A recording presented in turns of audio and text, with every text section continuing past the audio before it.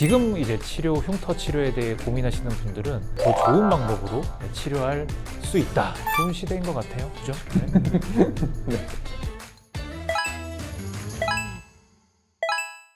안녕하세요. 흉터 지우는 한의사들의 부산점 조현기 원장입니다. 오늘은 이제 다른 지점 원장님 두 분 모시고 재밌는 주제는 아닐 수 있지만 어쨌든 흉터에 관한 주제로 한번 얘기를 좀 해보려고 해요. 두 분 소개부터 부탁드립니다. 네, 안녕하세요. 홍대점 정상우 원장입니다.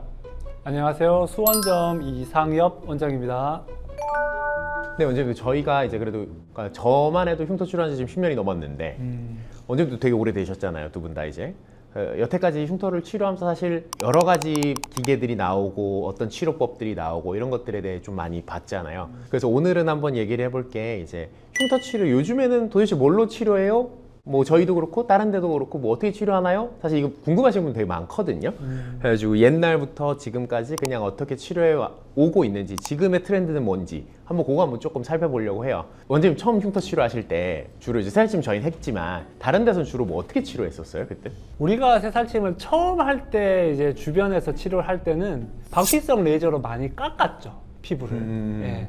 정상 피부와 흉터 피부의 이제 경계 차이도 있고 높낮이 차이가 뚜렷하다 보니까 파여 있는 걸 올릴 것이냐 튀어나와 있는 거를 좀 깎을 것이냐 이 두 가지 선택지에서 좀 튀어나와 있는 부분을 깎으면서 이제 높낮이 차이가 있는 흉터를 좀 더 부드럽게 만들겠다 이런 식으로 접근을 많이 했던 것 같아요. 진짜 초창기에 제가 들은 얘기로는 뭐 글라인드, 대패 같은 걸로 진짜로 피부를 이렇게 깎아내는 방법도 했었고 아니면 그냥 아예 피부를 녹여버리자. 녹여가지고 껄쭉하게 만들어서 무슨 이렇게 약간 진흙 인간 만들듯이 그렇게 한 좀 녹여버리자. 이제 실제로 이런 방법들이 뭐 그냥 1차원적으로 생각하면 될 것 같잖아. 그죠? 네. 네. 맞아요. 지금도 환자분들 중에 아 이거 다 깎아버리면 안 돼요 라고 얘기하시는 분들 네, 있으시니까 그냥 확 밀어버리고 싶다 이렇게 그런 식으로 이제 좀 했었어요 실제로. 그런데 피부 손상도 많이 되고 염증의 위험도 좀 있는데 이제 그거에 비해서는 별로 얻는 실익이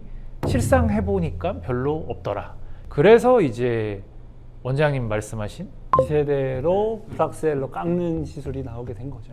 초창기 땐 이 면을 아예 다 깎아버렸다 맞아요. 라고 하면 이제 이게 너무 불편함도 크고 다운타임도 크고 TIH가 생긴다든가 아니면 흉터가 더 심해지는 경우도 있었으니까 그렇죠. 그러다 보니까 이걸 다 깎은 건 조금 심하니 우리 이게 이 구역을 점점점점점점점점점 나눠서 이게 프락셀 요법이니까 그렇죠. 이렇게 깎아보자. 부작용은 현저히 줄었을 것 같은데 좋아지는 흉터도 있지만 결만 또 좋아지는 경우도 많으니까 프락셀의 한계가 조금 있었었죠. 그러니까 그 다음에 조금 이제 어떤 치료법들이 좀 성행했을까요? 또 제가 기억을 더듬어 보면 비박피성으로 박피를 하지 않는 레이저가 또 개발이 됐던 것 같아요. 표피는 그대로 두되 피부 내부를 좀 자극을 해서 손상을 어느 정도 입힌 다음에 피부를 재생시킬 수 있는 방향으로 유도할 수 있게끔 그런 것도 좀 나온 것 같고 피코 프락셀이라고 해서 이제 그렇죠.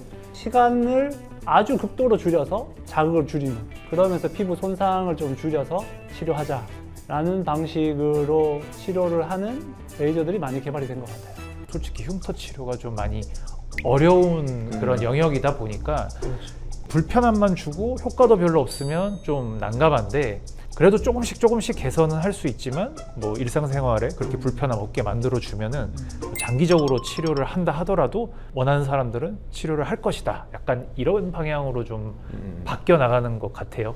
처음에는 밖을 어떻게 이제 뭔가를 자극을 해서 좀 만들어 보려고 하다가 이게 너무 불편한 게 많으니 이제 안을 좀 자극해서 만들어 보자. 네. 이렇게 바뀐 것 같고 요새 뭐 환자분들은 또 이제 시크릿, 포텐자 뭐 이런 거 많이 봤잖아요. 사실 흉터할 때 효과가 있나요? 그런 것들이 이제 니들 고주파를 이야기를 하는 건데 저희도 하고 있지만 진행을 해보면 뭐 얕은 흉터라든지 피부 결이라든지 모공에는 좀 도움이 되는 것 같은데 솔직히 흉터에는 아직 특이성이 있다고 보기는 좀 어렵죠.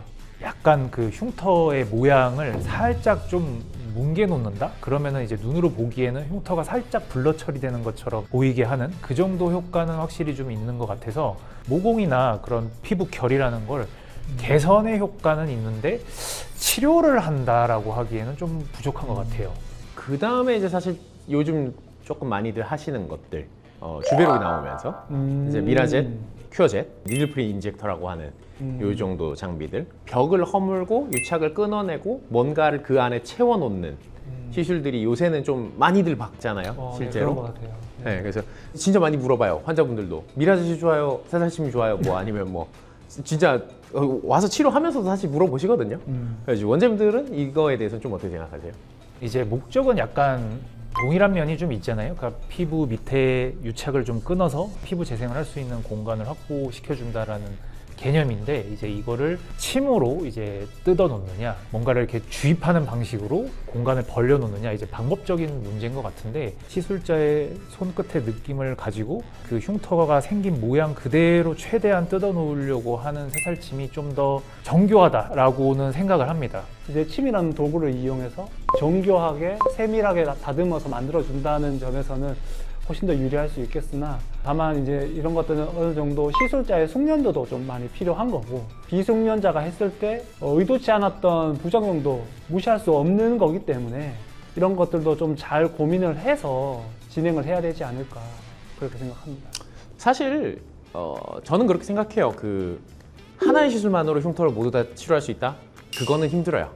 사실 페인 흉터 치료함에 있어서도 뭐 새살침 필요할 수도 있고, 비박피성 레이저가 필요할 수도 있고, 다른 또 레이저가 필요할 수도 있어요. 그렇기 때문에 뭐 어느 하나가 베스트다, 최고다 이렇게 생각한다기보다 이 시술의 목적이 뭐냐, 살을 채우는 거냐, 아니면 표면을 좀 정리하는 거냐, 이런 것들을 좀 나눠서 환자분들도 생각을 해서 내 흉터가 나는 이게 조금 더 필요한 것 같아 라고 하면 그쪽을 조금 더 전문적으로 하시는 곳에 가서 상담을 받아보시는 것들, 이런 것들은 좀 필요할 거라고 생각은 해요.